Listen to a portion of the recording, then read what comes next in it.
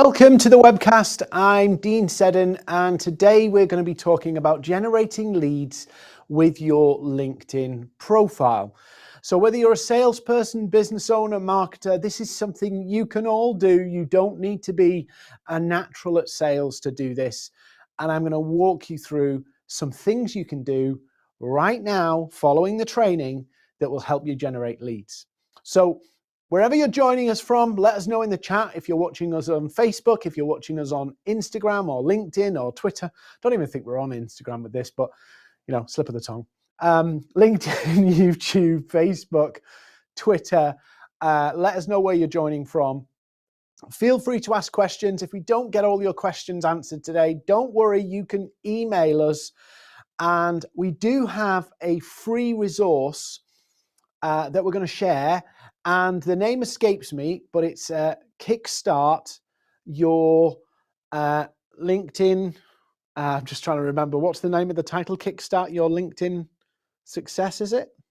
It's a guide that you can download or we can email you, which will help you with your LinkedIn. I think it's called Kickstart Your LinkedIn. It's a PDF. Luke in our team wrote it, and we'll share it with you so that you can kickstart your LinkedIn. So what we'll do is I'll tell you a little bit more about that in a second, but you can have it for free. And the email address is on screen, london@maverick.io, and we will send that to you. So if you want a copy of that, I can see some people are joining now. Sorry, the screen's here, here, and here. There's people joining now. So we're going to kickstart this in a moment. But we will show you the resource that you can get. So it's called Kickstart Your Guide to LinkedIn. It's free. So don't go to our shop and try and buy it. We'll email it to you today if you drop us an email, hello@maverick.io. So the Kickstart guide to using LinkedIn. Got it right in the end. So let's look into this and say, how are we going to generate our leads with our LinkedIn profile? What are we going to do to make that happen? So if you've never joined a session like this before, you don't need to worry. A countdown timer is not going to appear here. And I'm not going to say, oh, we've only got so much of this left and it's all that kind of stuff. This is not QVC. It's a training session to give you some ideas, to give you some insights. And the only thing we ask is, if you get value from this, do the likes, the thumbs up, the shares, the subscribes, the follows, come find us on social media. If you get some value from this, write a review. Stuff like that will help us no end.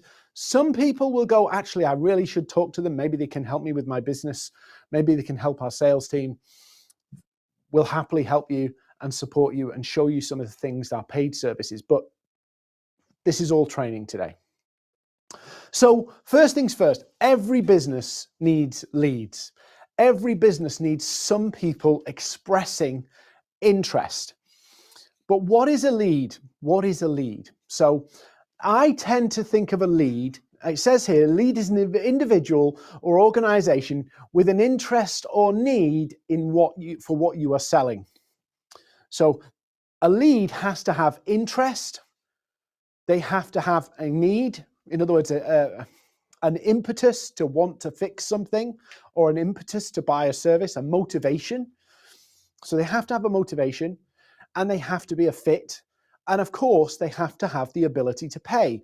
So I would always qualify as a lead as somebody who's shown you interest, somebody who has a need that your service or offering can help with, and has the ability to buy what you're selling. So outside of that, it's not a lead. A lead is not somebody you discover on LinkedIn. A lead is not somebody who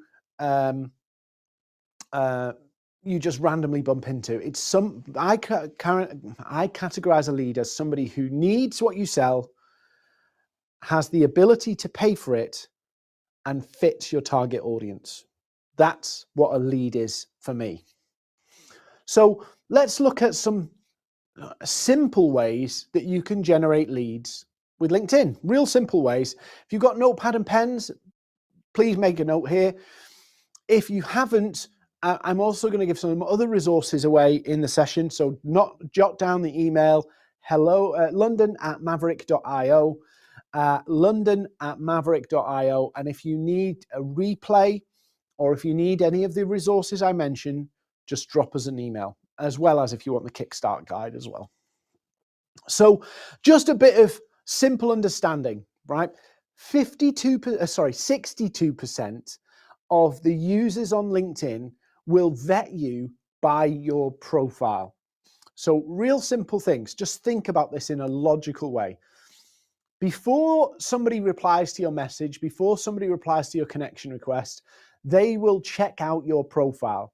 In fact, if you're not using LinkedIn right now, some of your decision makers will still vet you via LinkedIn. You send them an email, they'll go to LinkedIn to check out this person to see whether they should reply or ignore your message. So LinkedIn is a massive space where people vet. But if you send a connection request to 100 people today, I'm not advocating you do that. You probably get yourself in a whole host of unhealthy LinkedIn habits. But if you did, 62 of those people that you've sent connection requests will come and look at your profile to go, who is this person? Should I connect with them? Should I not? 62%. So your profile makes a huge difference in terms of the acceptance or rejection of your connection requests. When you send a message, if you think about it like this, people make a judgment call about you off what they see in the message, the substance of the message, and then they also make a judgment call on the profile picture they see, the name of the person and the description underneath the headline. And then they view the profile and go, should I respond to this person? And what they're looking for is, are you credible? Are you a fit? Are you real? All of these things are going through your prospects' minds. And if you fail that credibility test, if you fail that relevance test, you will not get a reply. So 62%, nearly 2/3 of all users will vet before choosing to respond.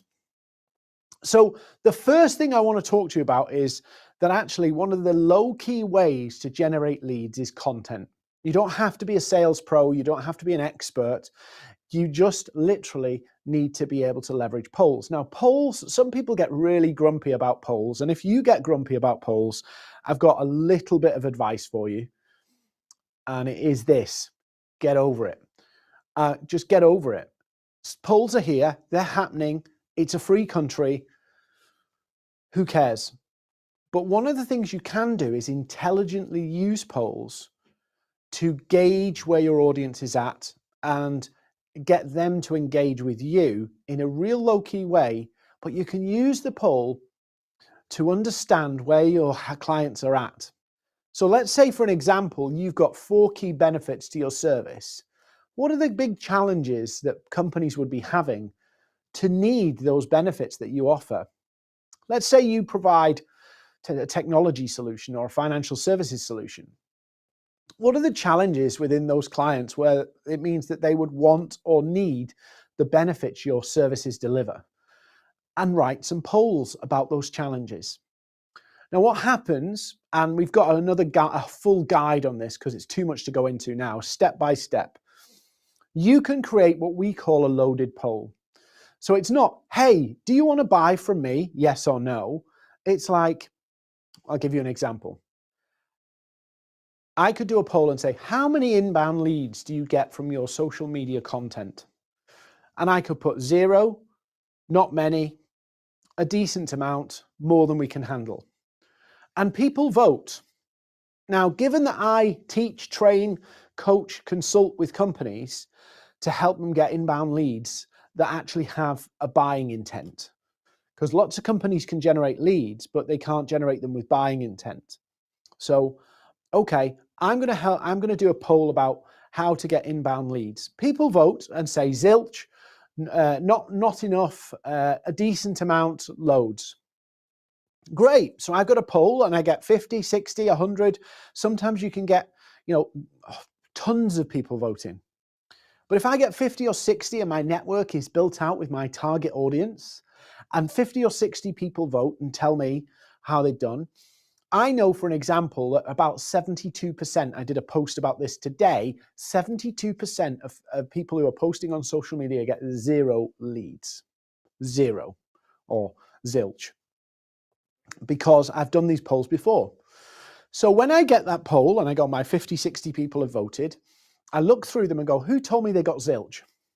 Who told me they got not enough? And I can go, thanks so much, message them, drop them a line. Thanks so much for voting in my poll. Really appreciate it.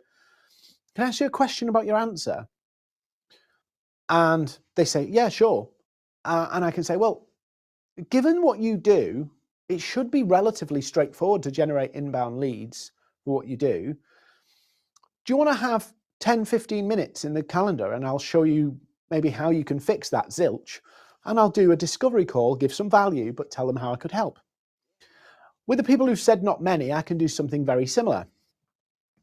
The decent amount and the more than I can handle, those two, what I can do is talk to them and say, I'd love to know what the quality of those leads are. How many of them have buying intent? Are they the right people? Do they have the budget and ability to pay? And then say, oh, well, what if we could improve the quality of the leads that are coming through by changing the way you're doing it? And I can arrange a call with them. Very simple, loaded polls.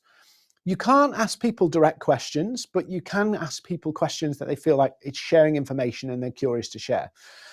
I call it, you can't ask people to vote for something that would expose them personally. So, do you hate your boss is not a great poll to do. They might get some people who will vote on it, but to be honest with you, a lot of people would step back from that because they don't want the implications of what voting on it would be, or common sense people do.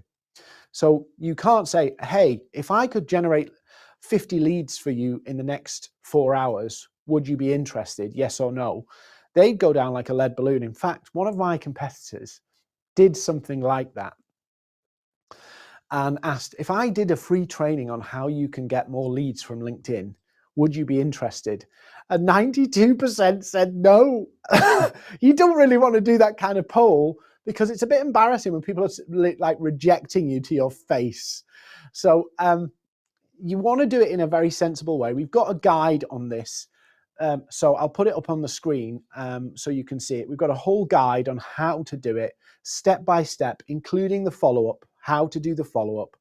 So if you want a copy of that, again, just drop an email. Member of the London team will come back to you and say, here's the PDF, here's the Kickstart guide, here's the replay, here's the slides, so you can kind of go away and get this into action. So generating leads with LinkedIn polls, brilliant way to do it. Very simple, very straightforward. Anybody can do it. Takes a little bit of time just to understand what's the poll going to be about so that the answers tell me something about the customers, tell me something about my audience. If you ask people, do you use cybersecurity software, yes or no, doesn't tell you about their need. Yeah. But if you turn it around and ask maybe, do you think companies fully appreciate, know where all of their vulnerabilities in their business are? Yeah, and you could ask those kind of questions where people will say, oh, yeah, I don't think they do, or they do, or they don't. That's the key. Quick question here. How long should I wait to contact someone after the poll? So this is really important. When you set up a poll, you can set them up for up to 2 weeks. I'd encourage you to set the poll length for 2 weeks. So you'll see that when you set up the poll, how long do you want the poll to run for? 2 weeks. That's important so you get a good group of people engaging with it. But what I would try to do is once you've launched your poll, if somebody comments on the poll, engage back with them. And if somebody votes on the poll, within 3 days, go back to them and thank them within 3 days. Not the same minute, not 5 minutes later, because that looks really intense, but within 3 days. Yeah, 3 days. So people don't forget you, don't lose sight of it, don't remember the poll, all that kind of stuff. So LinkedIn polls, powerful tool. If you want the guide for that, drop us an email, london@maverick.io, and we will send it to you so that you can have it. So the next one, and I'm going to kind of put this picture in picture because you'll want to see this one. So the pain point headline is just a real simple thing you can do to garner the interest of your prospects. And again, you really have to understand the needs of your potential leads. No need, no lead. So what would be the challenges they've got? Notice the common theme here. What are the challenges that they might be having in their business because they are not your client? What are the challenges that they have because they're not your client? They're not using your services. They're not engaging with you. They don't have a service contract with you. They're not using your software, your technology. What are the challenges they have because they're not using you? And you don't word them in that, because you're not using us, this is the problem. You actually explain to people in your LinkedIn headline how you help people with these challenges. So our technology helps companies struggling with X to achieve Y. Yeah. And pain and outcome, challenge and outcome are the motivators for people to buy. You can have the most sexiest technology on earth. You can have the state of the art 24/7, AI, machine learning, crypto, blockchain stuff. But if people don't see their need, they will never be your lead. Real simple, common sense stuff, right? But sometimes what happens is we make things so complicated we forget. A person with money, and I know I'm teaching you to suck eggs, but a person with money needs to go, this is the money I've got, this is the budget I've got, that's what I get, that's definitely worth it because it will help me do this. So we talk about it in the way of the big wins. In other words, what's the broad results that would happen in a business because they've become a client of yours? So improved efficiency, cost savings, they're making more money, those kind of broad topics. And then we talk about real world impact. Okay, so they're making more money. What's the real world impact on their business? So if you're talking to a CTO and the CTO, the big win is they're saving a ton of money. The real world impact for the CTO is probably he can deploy his budget to other stuff because he's saved money buying your software or your solution. The improved threat management is another. So the better protection, a real world impact is better threat detection. Yeah. So you start to think about it in categories, and then the inverse of that is actually the need, the big pains, no budgets, vulnerabilities. Okay, excuse me. You start to list out the broad big pains, and then you go, okay, what's the symptoms of that? What's the impact of that on their business right now? So actually, they don't know where their vulnerabilities are. There's a list of vulnerabilities taking ages to get through. You start to list those out. We call it an audience value proposition. And then what you do, if you're not very comfortable selling, but you want to garner interest, so maybe you're marketing, or maybe you're product manager, or maybe you're just trying to build your thought leadership, you can change your headline on LinkedIn. So you can see here, India has got hers as let's quit cold calling and get more meetings instead. Why? Because a lot of India's target audiences are companies where they're cold calling because that's all they know. That's the thing that they're in a routine of doing it. Even though it's not very effective, they're doing it, churning numbers. But why are they doing it? Because they want more meetings. So India's headline, let's stop cold calling and get more meetings instead. she doesn't say get instead. She will then go and engage with all her prospects who are posting on LinkedIn. Comment, meaningfully comment, because that headline follows you everywhere you go. And she gets people messaging her after she's engaged with them on their posts. She's not sales pitching. And guess what they do? They come back to her and say, tell me more. Tell me more. I'm curious. Because she's appealing to people who are fed up of cold calling and want to get more meetings with prospects. Actually, one of the things that most people say is, if we get on a meeting with a prospect, we do really, really well. The challenge is getting to that meeting. Our conversion off a meeting is pretty good, but getting the meetings like a slog. So this is a real simple method to do it. Very, very easy to do. Even if you're not a marketer, go and meaningfully comment on your target audience who are posting, but change your headline so that they see the value in knowing more. It's all based on curiosity. Human beings are curious.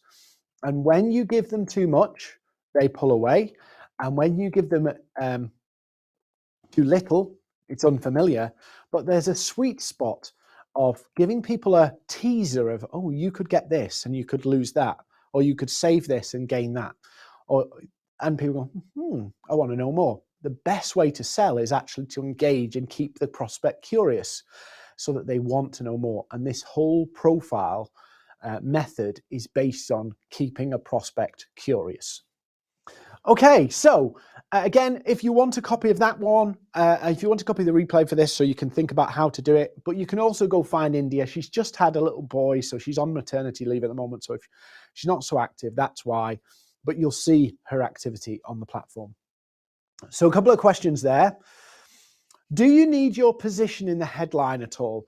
You don't need it in, but if you're trying to use your headline for this strategy, what I do is put your job role at the end of the statement so it's very clear the pain and the curiosity piece is the most obvious thing in the title. So you don't have to. If you're a salesperson, you may choose not to put it in at all, because sometimes people are, I might say I'm an account manager or something like that, because sales has a connotation. It has a expectation you're going to be hit around the head by a salesperson or pursued. So you might want to change that or drop it from the headline. It's totally up to you. Other question here is, does SEO matter in your headline? Well, I used to say yes, but most of the time now, the content and your outreach activity, your engagement, is actually what gets you the traffic to your profile. So yes, there is an element of putting keywords in your profile will bring people to you. The problem is the keyword research. You have to find the right keywords and constantly update them. But to be honest with you, I find the majority of my content views, the majority of people finding my profile are actually coming from my outbound engagement and my content. Content's the biggest driver of profile views and inbound connections and inbound interest. Always content. But these strategies, the poll one that works very well. You could get 20, 30 leads a week by doing one poll a week. This one is a bit more subtle, and it's also a bit more manual work, but maybe you've got an account list, a list of companies, and this might be your first attempt. It's also going in and engaging with your prospects, even if they don't come and engage back initially on your first comment, is a great way to build relationships so that you can actually outreach to them later. So the final one is the easy DMs. So the easy DMs is really, really simple. It's your prospects and will go through various updates and changes in their roles. Real simple. And there's two versions of this. So the first version is your prospects will update their job title. They'll have a birthday. They'll have an anniversary. Don't just send the standard LinkedIn thing. Don't send like War and Peace either.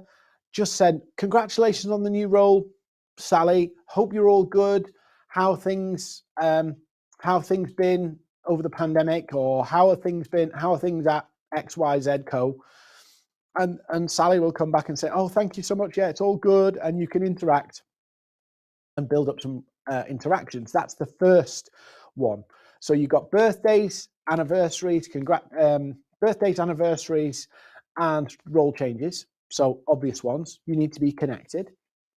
But the not so obvious one is when you have these. So one of the features you can do on LinkedIn is you can update your job role and it will notify your network. And when you notify your network, they start to inbound message you to congratulate you. Don't just say thanks. Hey Sally, thanks so much for the job role. Congratulations, appreciate it. I was just updating it, updating my LinkedIn. I've left it for a little while. How are things with you at XYZ company? Real simple way to have a conversation. Keep it casual, keep it informal. Informal, but never familiar, because you don't know these people like friends. They're like acquaintances and people you kind of know. So informal, but never familiar. So not an email, because that's formal, but not like, how are you? Like text chat. Treat it like it's a relative, a family member you know quite well. Your message is warm, but it's not quite, your best friend, and it's not quite somebody you see every day. Somebody might see once or twice a year, that kind of warmness. So a real simple strategy here, the easy DMs, number one, be on all of the updates of your prospects. Number two, and you can only do it a couple of times a year, tops, update your job title, notify your network, and then they inbound you. And off the back of that, you can start a conversation with the prospect. Key that you do your research. You don't just want to try and sell to anybody. You want to make sure you've done your research so you know that this prospect is the right fit for you. They've got budget for it. You can do a lot of research, Companies House, you can do LinkedIn research, you can do web research, so that you understand that the prospect has a need or may have a need, and they're the right kind of company and the right fit. So these are the three different ways you can do leads or generate leads every single week on LinkedIn. Real simple stuff to do, nothing rocket science. If you're just starting out in sales, it's a good way to start. Helps you get into the DM and the outreach. That's not the kind of spammy, annoying stuff. It's more relational. That's the key to start opening up these conversations. That's the key to starting to generate leads in a real simple way, not rocket science. It doesn't have to be complicated. Now, obviously, if you want to scale this up and you want to get volume, there's lots of other things that you can do.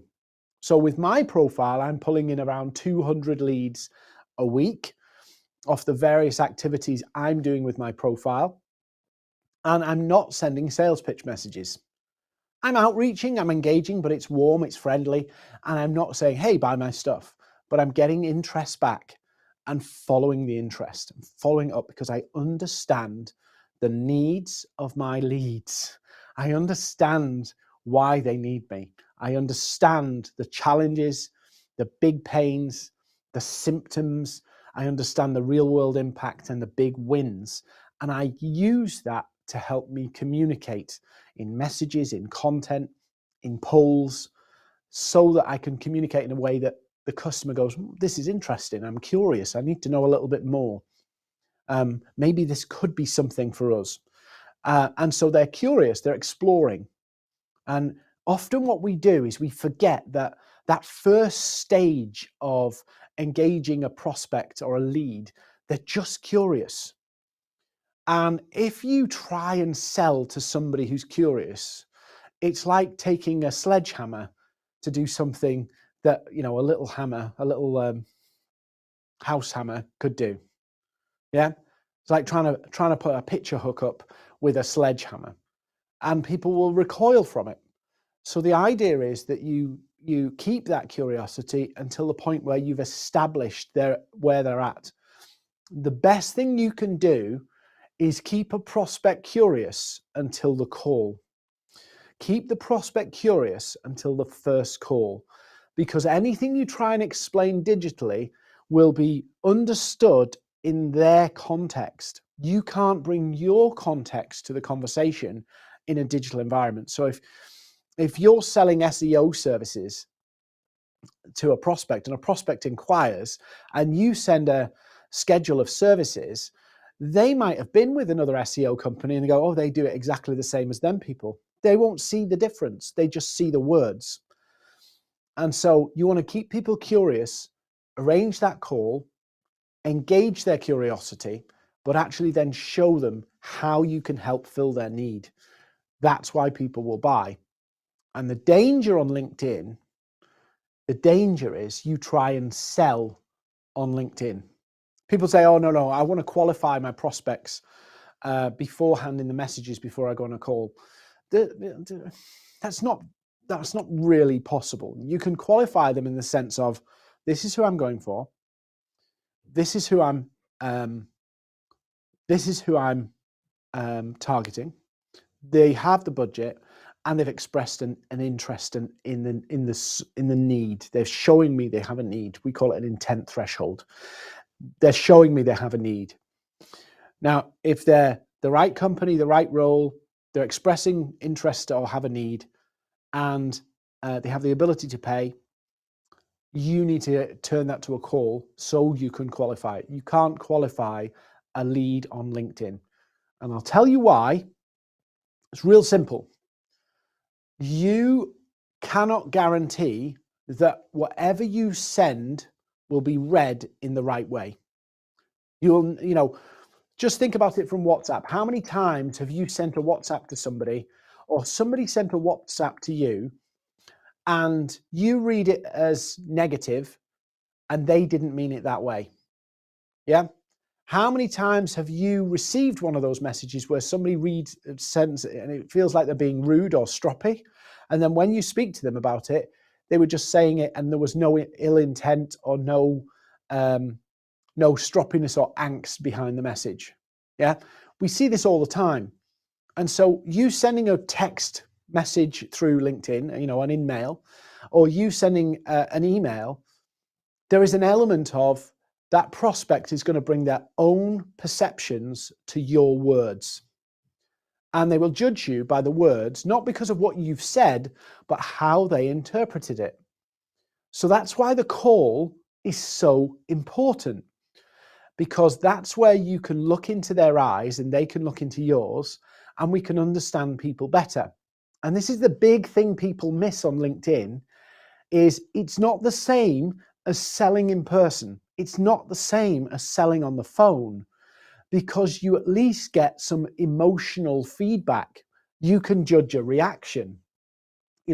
If I put a price to you and say, actually, to work with me for a 1 day's consultancy is £10,000, and you go, yeah, I can, that was a bit dramatic, but I can read that and go, bit of price shock there, right? And likewise, if I go, it's £10,000, and you go, okay, so it's like there was no price shock. Yeah. So you can judge a person much better in person than you can on LinkedIn. And that's why curiosity is your friend on LinkedIn versus pitching. And you have no idea how people are reading and interpreting it. And even the world's best copywriter can't control that. So I went on a tangent there, but that's why I'm saying get the lead, have the conversation, get to call or get to the first point of contact as quickly as you can, because that's where you can really engage the prospect. So keep them curious until they're on the call. Okay, I think we got a couple of other questions and then we'll wrap up. I think we're going pretty quick. There's not many questions. Are endorsements a good way to start a conversation? Ooh, right. I have to balance this one. So endorsements are a good way to start a conversation. They work very, very well. The only problem is people feel uncomfortable endorsing people they've never met. And I understand that. But this is just a click of a button, right? Let's just keep this in context. We're clicking a button, right? So if you endorse somebody on LinkedIn, three things are going to happen, right? Three things. You endorse a prospect on LinkedIn. They're going to go, who's this strange person endorsing me? That's one of the things that could happen. Who's the strange person endorsing me? The other thing that could happen is they just don't see it. They don't even see it. So they see it and think it's weird. They don't see it at all, or they see it and say thank you and message you back. So out of the three options, that's what pretty much comes from it. Yeah, one of the three. So you think about that and you go, okay, will I not look like an idiot for endorsing people that I don't know? Yes, you will, for a percentage of people. But the reality check is a percentage of people probably think you're an idiot anyway, so I wouldn't worry about it. There's a lot of people who don't like you. There's a lot of people who don't like me. You know, it doesn't matter. So, but the reality is, and let me just kind of unpick this. You send an endorsement to a prospect. I would never send an endorsement to somebody I've just connected with. So I would put an endorsement maybe 2-3 weeks down the line. Yeah, 2-3 weeks of being connected down the line, that I'd probably send an endorsement. Fine. So the percentage of people who ignore it, no problem, or don't see it, no problem there. The percentage of people who reply back and say thank you, no problem there. The percentage of people who go, that's a bit weird, this person I've never actually met in person endorsing me for a skill, it's a bit strange, right? They're the ones you're worried about. So you're worried about a fraction of the audience, yeah? Because I tell you now, if you endorse 100 people, about 30-40% of them won't see it. So we're talking about a minority of people who might think it's a bit weird. So let's just throw that out. One of the great things and the downsides of social media is that people forget things really quickly. So when I teach and work with companies, I say to them, if you're going to engage a prospect, pretty much all your efforts will be forgotten in 3 days, 3-4 days. It's all gone. It's like it never happened. So if you endorse somebody today and they go, that's a bit weird, guess what? They won't even remember it a week later. And 2 weeks later, they won't even remember your name. And 3 weeks later, they couldn't even tell you if you'd been endorsed. They wouldn't even remember the last time they were endorsed by somebody. So sometimes we get in our heads a way of thinking that doesn't make sense. The vast majority of people, it has no impact whether you endorse. A tiny minority would have maybe a weird feeling towards you for maybe 3 or 4 days, and then they wouldn't even remember your name again. And then if they looked back and went, oh, this person endorsed me, maybe think about it this way. Let's say that prospect doesn't engage you now for another 3 or 4 months, and then you engage back with them and get them talking again, and they look back through the history, they won't remember the weirdness. What they remember is, I must have had contact with this person before, and now you're familiar. Yeah. Sometimes we worry about the short term and not think about the long term, that actually a pattern of interaction with a prospect, even if it's not very successful on the first round, actually 3 to 4 months down the line, by not pitching and not being so aggressive, it actually helps you convert that deal better, or that prospect better.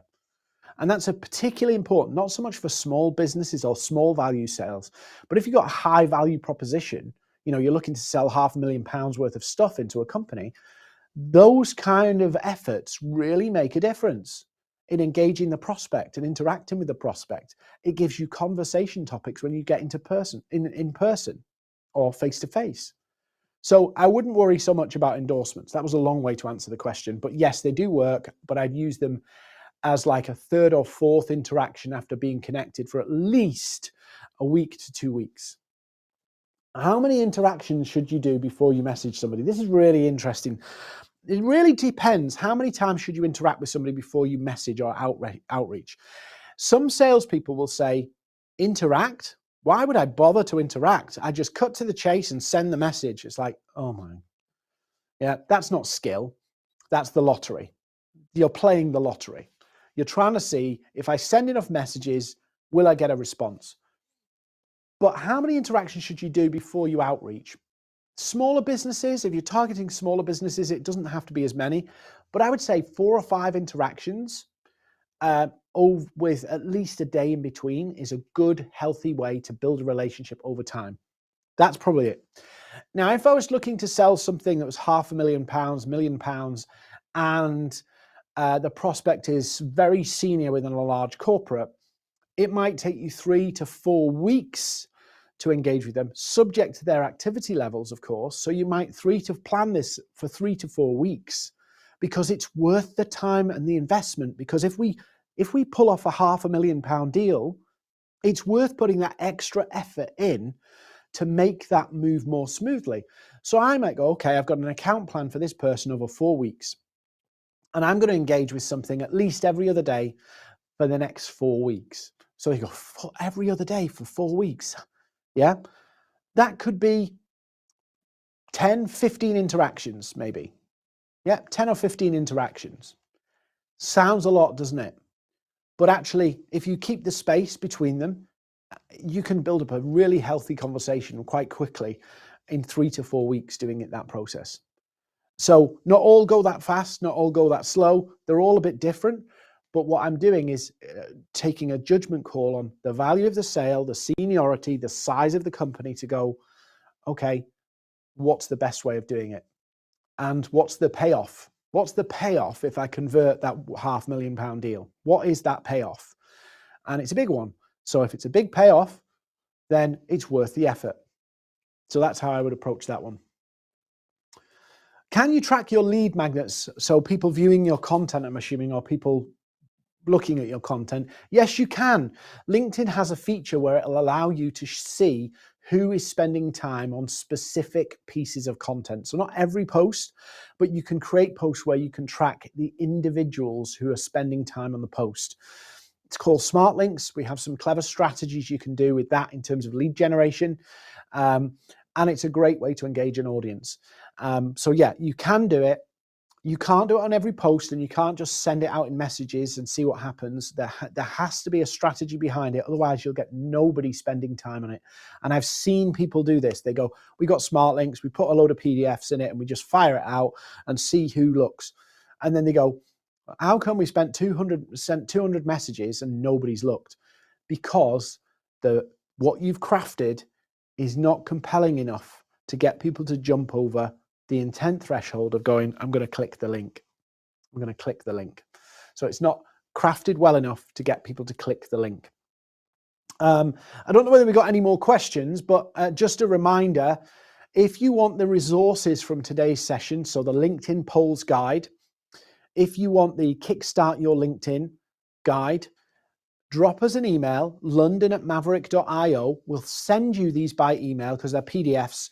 We'll send you them over email. And some of you will go, this has been interesting. I'm curious.